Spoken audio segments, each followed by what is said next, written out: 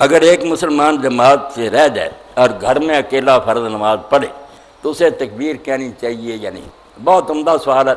یہ صرف جو جماعت سے رہ جائے اس کا نہیں ہے، میری بہنیں بھی سن رہی ہیں، آپ بھی سن لیں، اس مسئلے سے علم والے لوگ بھی غافل ہیں، حالانکہ یہ سارے مسئلے کو نماز کسی شخص کو بے شک وہ جماعت سے پڑھے یا اکیلا پڑھے، فرض نماز بغیر تکبیر کہے نہیں پڑھنی چاہیے۔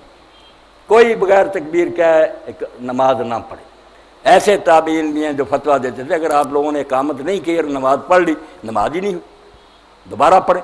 اقامت ضرور کہنی ہے، اور اذان بھی اگر کہہ لیں تو بہت اچھی بات، اونچی آواز سے کہنے کی ضرورت نہیں، اذان کے کلمے کہہ لیں، دعا کر لیں، بعد میں اقامت کہیں۔ اللہ کے رسول اللہ علیہ السلام نے فرمایا اللہ اس بکریاں چرانے والے پر خوش ہوتا ہے اور فرشتوں میں فخر کرتا ہے جو دور نکل گیا مدینہ شریف سے پہاڑوں میں، اور نماز کا وقت آیا تو اس نے نا پہاڑی پر اکیلے نے اذان کی، پھر اقامت کہہ کے نماز پڑھی، اللہ فرشتوں کی اتنی لمبی قطاریں اس کے پیچھے کھڑی کر دیتا ہے جو گنی نہیں جاتی، اور اگر وہ صرف اقامت کہے تو 2 فرشتوں کو پیچھے کھڑا کر دے۔